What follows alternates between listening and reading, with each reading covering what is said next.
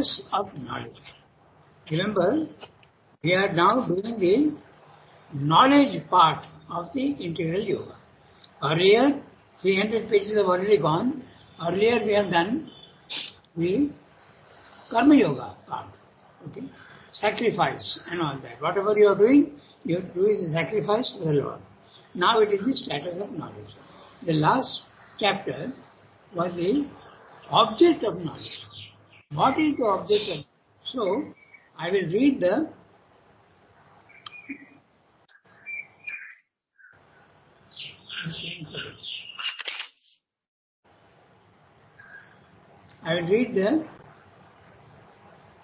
summary of the previous paragraph, and then we will continue with what we have to do today. So, in the previous paragraph of the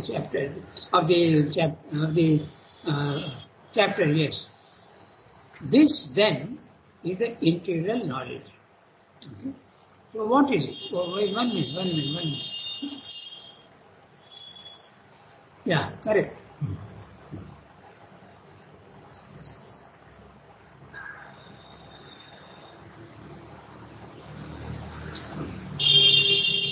This then is the integral knowledge. One second. No, correct.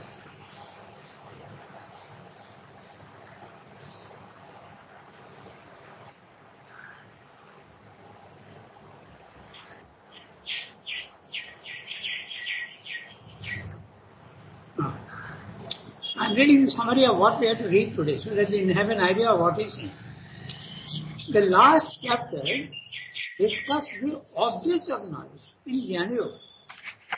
What is the yoga of knowledge seeking? What does it want? Okay. So Sridhar replied, it aims to know the self, the divine, the supreme reality, the all, the transcendent. Okay. So this is what the object of knowledge is. You have to read the divine, the self. The self is, the consciousness which is static, which is eternal, which is infinite and pure and one. Okay, that is self. The supreme reality. And then we have to also know the transcendent, the all. This is the knowledge aspect. It seeks the one who is all these things together. It aims to know the self. That we read just now. When we speak of knowledge, what is meant nowadays is knowledge practical and theoretical of things in the world which help to organize our life, make it more comfortable, manageable, easy. By knowledge we normally mean science, biology, medicine, astronomy, psychology, polity, jurisprudence, etc. Can all these subjects be made part of yoga? So Ranga will reply, yes, if the intention is to use them for yogic purposes, is to connect and refer them to God, the Supreme Being, the Supreme Reality. We may then speak of a higher knowledge and a lower knowledge, Paravidya and Aparavidya. The former seeks the ultimate reality. You can say spiritual knowledge and worldly knowledge. The former seeks the ultimate reality. The latter aims to use the knowledge for practical purposes in the physical world.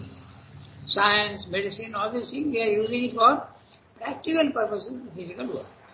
But a yogi can use them if it is intended for his spiritual life. The former uses instruments that are rare and hidden in man. Intuition, subtle senses. The instruments for yoga are intuition, subtle senses. The latter, lower knowledge, scientific knowledge, uses our physical senses and the mind. All knowledge can be used for positive and negative purposes. Now this is very interesting. All knowledge, even yogic knowledge, can be used for positive and negative purposes. Use of knowledge can be for helping or hurting. There is even a yoga for self-indulgence, power, occultism, a yoga of self-conquest, self-control, self-inquiry. Typically, the yoga of knowledge confines itself generally to enter into a higher consciousness, higher, nobler spiritual life. This is what we are going to read today. I just made out the summary so that we can follow what he is saying. Now I come to the para itself. The status of knowledge, the self, the divine, the supreme reality, the all, the transcendent, the one, in all these aspects is then the object of yogic knowledge. To know the divine. So it is being very, very inclusive. So he is talking of the all, the transcendental all. For our simple purpose, we can say the object of yogic knowledge is to know the divine in all his aspects. The one in all these aspects is then the object of yogic knowledge. Ordinary objects, the external appearances of life and matter, the psychology of our thoughts and actions, the perception of the forces in the apparent world can be part of this knowledge. We can use them, but only insofar as it is part of the manifestation of the one. We have to think of all these things in relation to God. It becomes at once evident that the knowledge for which yoga strives must be different from what men ordinarily understand by the word. That's why in our traditional path, we never worried about the worldly knowledge. For we mean ordinarily by knowledge an intellectual appreciation of the facts of life, mind and matter and the laws that govern them. Therefore, physics, chemistry, medicine, all these things are lower knowledge and it can be used as part of the spiritual life if it is turned towards God. This is a knowledge founded upon our sense perception and upon reasoning from our sense perceptions, and it is undertaken partly for the pure satisfaction of the intellect, partly for practical efficiency and the added power which knowledge gives in managing our lives and the lives of others, in utilizing for human ends the overt or secret forces of nature, and in helping or hurting, in saving and enabling, or in oppressing and destroying our fellow men. So knowledge can be used in every way. I'll read this sentence again and we'll take examples of what he's saying. For we mean ordinarily by knowledge an intellectual appreciation of the facts of what? Life, mind and matter. Of life, it would be biological studies, of mind, psychological studies, matter, physics, and the laws that govern them.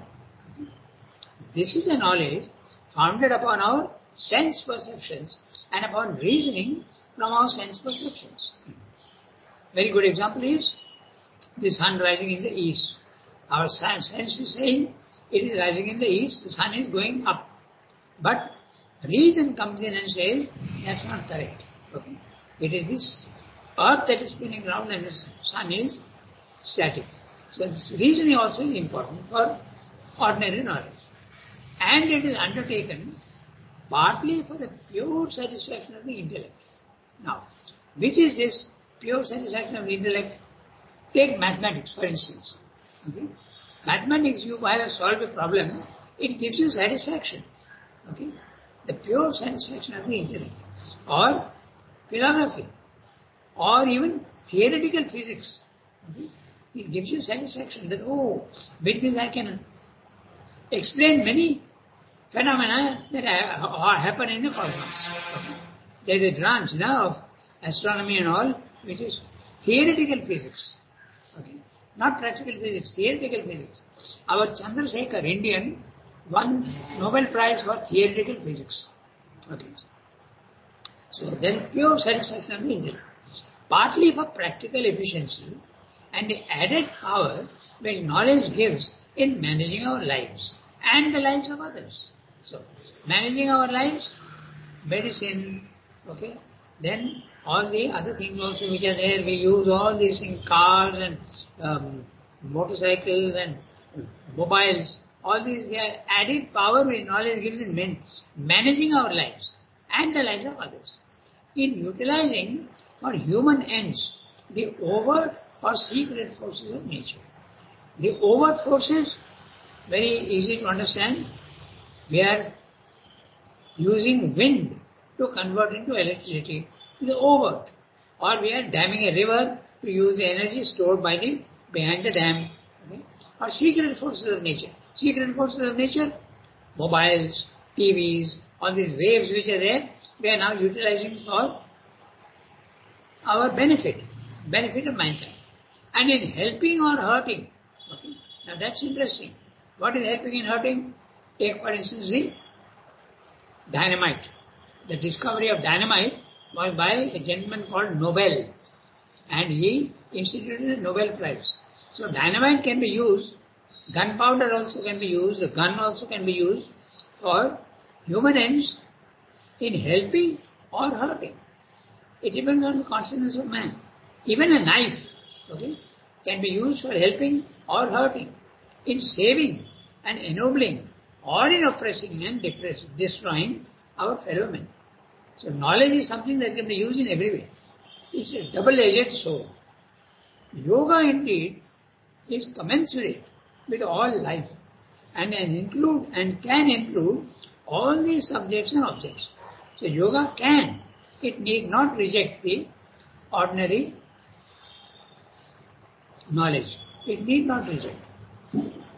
Now, so they are saying there is even a yoga which can be used for self-indulgence as well as for self-conquest, for hurting others as well as for their salvation. So, we have heard of black magic now, and all these so-called tantrics, they use this black magic for hurting others. Okay. But remember one thing, for hurting others can be also beneficial. Okay. It need not be out of a bad consciousness. Okay. Ranga used all his power to destroy Hitler. Okay. And I think I gave you an example last time, which makes me feel that we have gone through this para before. Okay. I gave you the example of someone who was doing black magic on a sadhak. And mother asked for the photograph of that person, suspected person. That photograph was given to mother, and she took that photograph and with a very concentrated look, she put a big cross on that photograph and threw it down.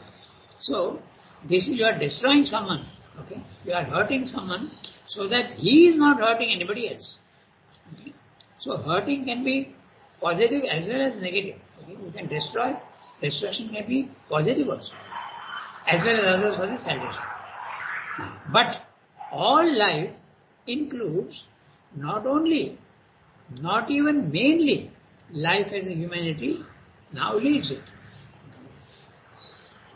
It envisages rather and regards as its one true object a higher, truly conscious existence which our half-conscious humanity does not yet possess and can only arrive at by self-exceeding spiritual ascension.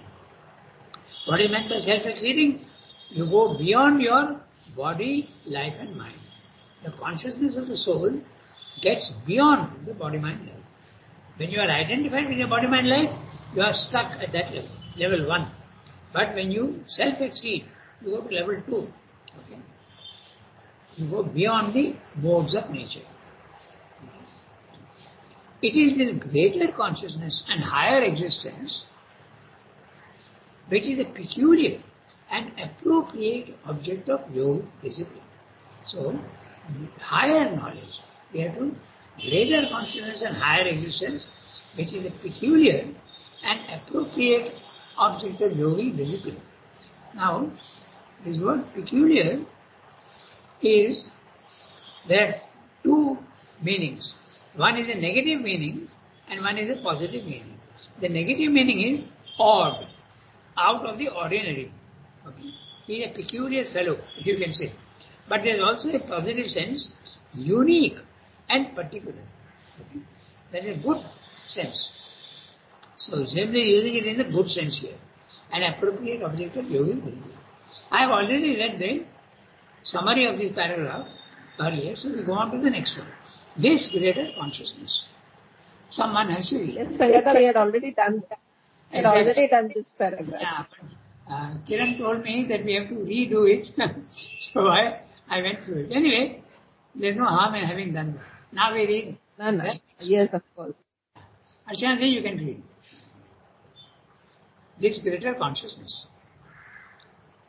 This greater consciousness, this higher existence are not an enlightened or illumined mentality supported by a greater dynamic energy or supporting a purer moral life and character.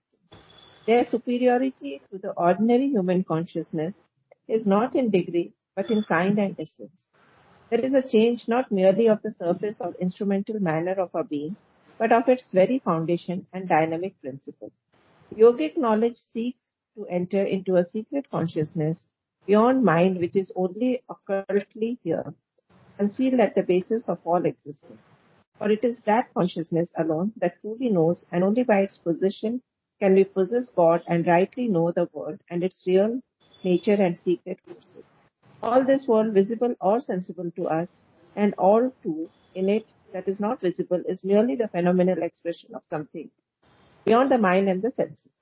The knowledge which the senses and intellectual reasoning from the data of the senses can bring us is not true knowledge. It is a science of appearances. And even appearances cannot be properly known unless we know first the reality of which they are images. This reality is the self, and there is one self of all. When that is seized, all other things can then be known in their truth and no longer as now, only in their appearance. So everything in the physical world that we see with our senses are only appearances. They are the outer forms. Okay? They are what in Sanskrit we call nama and rupa, but not the essence. Okay? So he is describing the lower knowledge. Okay? So we quickly go through each sentence. This greater consciousness, this higher existence, are not an enlightened or illumined mentality supported by a greater dynamic energy or supporting a purer moral life and character. So the spiritual knowledge is not mere enlightenment in the mind, nor is it moral knowledge. Okay? That's what very clearly he is saying. You have to go beyond morality and you have to go beyond the mind. However illumined the mentality may be, it is not spiritual knowledge. This superiority to the ordinary human consciousness is not in degree, but in kind and essence. So, it doesn't mean to say that the more knowledge you have, the more spiritual you are. It's not like that. You must know the essence of the divinity. That is true knowledge. The superiority to ordinary human consciousness is not in degree, but in kind and essence. Quality, not quantity. Okay? Not quality, but quantity. Opposite. Not quantity, but quality. Scientific knowledge is all quantification. It goes on adding knowledge to knowledge to knowledge. There is a change, not merely of the surface or instrumental manner of our being, but of its very foundation and dynamic principle. Yogic knowledge seeks to enter into a secret consciousness beyond mind. Note very clearly, you are beyond mind in yogic knowledge, which is only occultly here. The knowledge is here, but it is hidden. The word occult means hidden. Okay? So, you have the knowledge within you, but it is kept under wraps. Okay? So, you don't know, you have to open it. You have to open it. As they say, knock and the door will open. So, you have to learn how to knock correctly. Then the door will open. Yogic knowledge seeks to enter into secret consciousness beyond mind, which is only occultly here, concealed at the basis of all existence. For it is that consciousness alone that truly knows, and only by its possession can we possess God and rightly know the world and its real nature and secret forces. In other words, if we know all scientific knowledge, it is not how to know it rightly. We don't know the real thing. But we do use that knowledge for practical purposes. That's fine. But you don't know what it is. It's very clear. Okay? We know, for instance, that we are using electricity. We use it very, very fully in our lives. But what is it? No one has seen it and no one can say unless you get spiritual knowledge. If you have spiritual knowledge, you will be able to actually see the power. You will have to see the electricity. So, its real nature and secret force. All this world, visible or sensible to us, and all too in it that is not visible, is merely the phenomenal expression of something beyond the mind and the senses. So even if there is something in the physical world that you can't see, for instance the gamma rays, the TV, the microwaves that come, okay, and the X-rays, they are all invisible. But that doesn't mean to say that it is spiritual knowledge. Okay? If you come to know, we are utilizing all these non-visible forces in the physical world, but that's not spiritual knowledge. The knowledge which the senses and intellectual reasoning from the data of the senses can bring us is not true knowledge. Sense knowledge is not true knowledge. Then what is true knowledge? You have to go to subtle senses. Okay? And identification and intuition. Then you can get true knowledge. It's a science of appearances.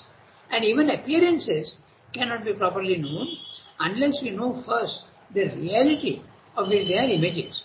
This reminds me of a very interesting incident in the life of that great mathematician Ramanujam. Okay. Ramanujam had created more than 2,000 equations in mathematics. Okay. But they had to be proved. But that his mentor, Hardy, Englishman, was trying to tell him that you have to prove these things by mind. But he said, no, I can't prove them because I am getting them directly from Saraswati, the goddess of learning. She is sending all these things to me. So this was a problem of contention, point of contention between them. Hardy always wanted proof, but he could not give any proof. And he said, I know that this is a reality. So that is mind versus spiritual knowledge. Okay. So, and now, for your information, all those equations that he wrote out, they have found proofs for them. Okay. They have been proved right. And those equations are used in space technology and understanding the movement of stars and all that. These equations are used. Okay. So that's the difference between spiritual knowledge. I'm not saying that Ramanujam was a spiritual man, but he had access to spiritual knowledge, direct intuition. And even appearances cannot be properly known unless we know first the reality of which they are images. All photographs are only images of the reality. So a photograph will give you a lot of knowledge, but then give you the real knowledge of the reality behind the photograph, of which they are images. This reality is a self, and there is one self of all. So, the ultimate truth is one, the Advaita philosophy. When that is seized, all other things can then be known in their truth and no longer now, as now, only in their appearance. Science is the knowledge of only appearances, not the real knowledge.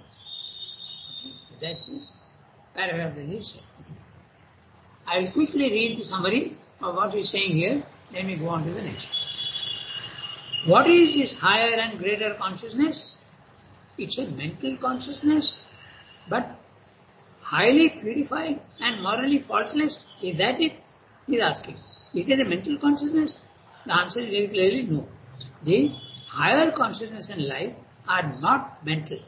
They are far beyond the mental ranges. The difference between mental consciousness, purified and subtilized, and the spiritual consciousness is not quantitative, but qualitative. Mental consciousness can never fathom or attain to the spiritual truth. It's only a secret consciousness which is supra-mental, beyond the mind, supra-mental, that can reach the mind. Okay? Not necessarily supramental, but supra-mental, beyond the mind. Okay? The mind is limited to the physical world, and all that the senses see, feel, hear, touch are nothing but representative images, symbols, not the reality. The mind and senses experience only the phenomenal, transient appearances, shadow plays. It's a secret consciousness within that can know the reality behind the names and forms, nama rupa. Even the outer forms, the mere appearances, cannot be known integrally unless the background reality is seen and understood. This is what is said. Now we can go to the third paragraph. It is evident that however much we may analyze. So, Yasmin, do you have the text with you? Yes, please. Go ahead, read it. It is evident. It is evident that however much we may analyze the physical and sensible, we cannot by that means arrive at the knowledge of the self or of ourselves or of that which we call God. The telescope, the microscope, the scalpel, the retort and alembic cannot go beyond the physical, although they may arrive at subtler and subtler truths about the physical. If then we confine ourselves to what the senses and their physical aids reveal to us and refuse from the beginning to admit any other reality or any other means of knowledge, we are obliged to conclude that nothing is real except the physical and that there is no self in us or in the universe, no God within and without, no ourselves, even except this aggregate of brain, nerves and body. But this we are only obliged to conclude because we have assumed it firmly from the beginning and therefore cannot but circle round to our original assumption. Yeah. So this is a materialistic outlook. That's what it is described. We'll quickly go through each one. It is evident that however much we may analyze the physical and sensible, we cannot by that means arrive at the knowledge of the self or of ourselves or of that which we call God. Okay. If you remain only in the physical, impossible to know God. The telescope, the microscope, the scalpel. The scalpel is for, the telescope is for astronomers, the microscope is for biologicians. Okay. The scalpel is for the surgeons, the retort and the alembic. The retort and alembic are instruments used in chemistry. Okay. The retort is a narrow glass tube in which you heat any element. Okay. And alembic also is used in chemistry.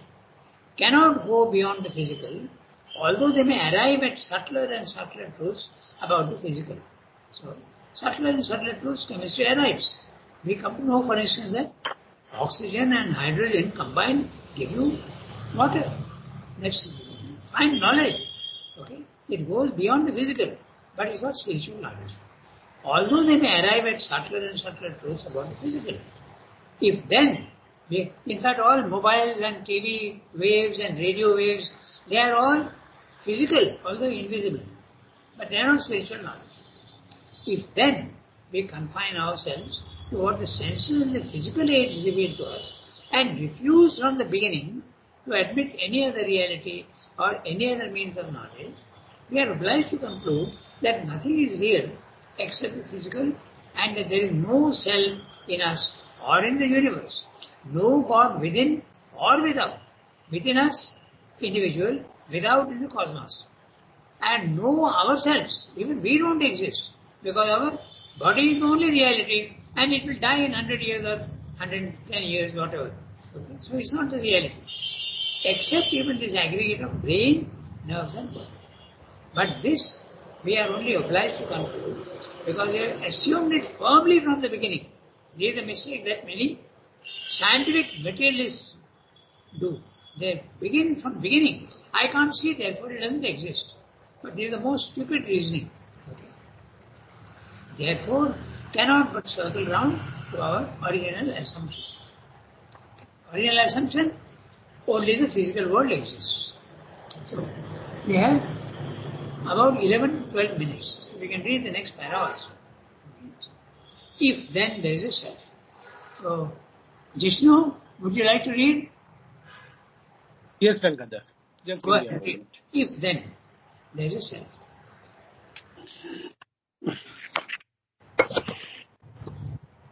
If then there is a self, a reality not obvious to the senses, it must be by other means than those of physical sense that is to be sought and known. The intellect is not that means. Undoubtedly, there are a number of suprasensuous truths at which the intellect is able to arrive in its own manner, and which it is able to perceive and state as intellectual conceptions. The very idea of force, for instance, on which science so much insists, is a conception, a truth, at which the intellect alone can arrive by going beyond its data. For we do not sense this universal force, but only its results, and the force itself we infer as a necessary cause of these results.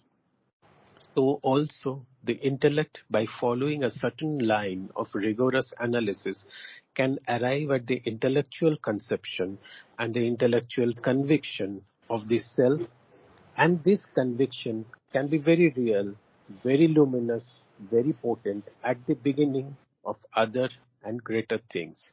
Still, in itself, intellectual analysis can only lead to an arrangement of clear conceptions, perhaps to a right arrangement of true conceptions. But this is not the knowledge aimed at by yoga, for it is not in itself an effective knowledge. A man may be perfect in it and yet be precisely what he was before, except in the mere fact of the greater intellectual illumination. The change of our being at which yoga aims may not may not at all take place. So Swami is telling us very, very clearly, one by one in every para, what is not spiritual knowledge. It is not scientific knowledge, it is not physical knowledge, it is not chemical knowledge, it is not all these things, it is not biological knowledge, but it is something beyond the mind. So, now he says something very interesting. He is saying that even intellectual perceptions of truth are not physical knowledge. I may read a lot of books and I may have a lot of knowledge, mental knowledge about what Mother and Stranger has said. But does that make me a spiritual person? Certainly not. Okay. Very, very clearly he is saying that. Okay. So, and he has given very interesting examples. He has given only one example which is very, very telling. Force. Do man in the ordinary world see force? Can we see electricity? No, we can't. But we know that it exists because its results. When the fan is turning, I put on the switch for the electricity, so there is something behind the fan whirling. When the storm is coming in full force, it is force, but I don't see the force, I only see the result. I see the river flowing, but I don't see the force which is driving the river downwards. Okay? There is storm, all these things, lightning. There is tremendous amount of force, but I see only the lightning, I don't see the force. So we see, recognize. So force is something which is a mental conception, and there is truth to it. But that is not spiritual knowledge. That's what Swami is saying. Okay? Very, very clear. One by one he is telling us. So now he comes to mental conceptions also, even they are true, they are not spiritual knowledge. I am reading this summary, but if we have got 6 minutes, I am reading the summary, and if we have got time, we will go on to the next paragraph. I am reading the summary of what we read just now. Man has evolved from the animal for whom spiritual life is completely out of bounds. The animal cannot do yoga. And he is still animal in his outer nature. So, which is outer nature? Identification with body, mind, life. So, it is most natural for normal man to be materialistic, even after the development of intelligence and intellectual capacity. So he doubts the existence of subtle forces, let alone spiritual knowledge. But is there really something beyond the physical world? Is there self, a reality behind the reach of the senses and the mind? If they are really subtle, supra-physical forces, then they are out of reach of the physical sense organs. Of course, the intelligence of man can conceive of supra-sensuous principles and even make them real to himself, like book knowledge. Okay? Force is one such principle. Nowhere does man see force, but he only experiences their results. Similarly, truth, sincerity, honesty are principles that he does see, but they are not real to him, and he can see their results. Okay? You see the results of all this truth, sincerity and honesty. Do we see them? We don't see them, and yet we know that they are principles which are valid. Okay? We see their results. Yet, man can conceive of all these principles and they are real to him. He even organizes his life according to them. Okay? Honesty is the best policy, we say. But we don't see what honesty is, we see only the results. Shankara even argues logically to prove that existence is real and an ever-present everywhere. Logically he proves that. Okay? In the Vedantic, whatever that may be, intellectual knowledge, however real to itself, is not spiritual knowledge. The former is abstract, the latter is substantial, concrete. So former physical knowledge is abstract because we don't really see the reality. But the latter is substantial. We actually see force, we actually see the truth, we actually see. Truth can be seen, sincerity can be seen, they are vibrations, and you see them. Man can be perfect with intellectual knowledge, yet be exactly what he was before, an untransformed animal human being. Yogic spiritual knowledge and realization is something utterly different. It aims at a total change of consciousness and nature into a spiritual condition. But if the materialistic contention is valid, then a yogic transformation of nature remains impossible. So, this is what he said in this paragraph. Now, we have only 3-4 minutes, but I think we can read the next paragraph. Maybe it's not a very big one, it's quite small. So we'll read it, do it in detail next time. Sima, can you read? It is true. Yes. Okay, read. It is true that intellectual deliberation. So, it is true that intellectual deliberation and right discrimination are an important part of the yoga of knowledge, but their object is rather to remove a difficulty and to arrive at the final and positive result of this path. Our ordinary intellectual notions are a stumbling block in the way of knowledge, for they are governed by the error of the senses, and they found themselves on the notion that matter and the body are the reality, that life and force are the reality, that passion and emotion, thought and sense are the reality, and with these things we identify ourselves, and because we identify ourselves with these things, we cannot get back to the real self. Therefore, it is necessary for the seeker of knowledge to remove the stumbling block and to get right notions about himself and the world. For how shall we pursue by knowledge the real self if we have no notion of what it is and are on the contrary burdened with ideas quite opposite to the truth?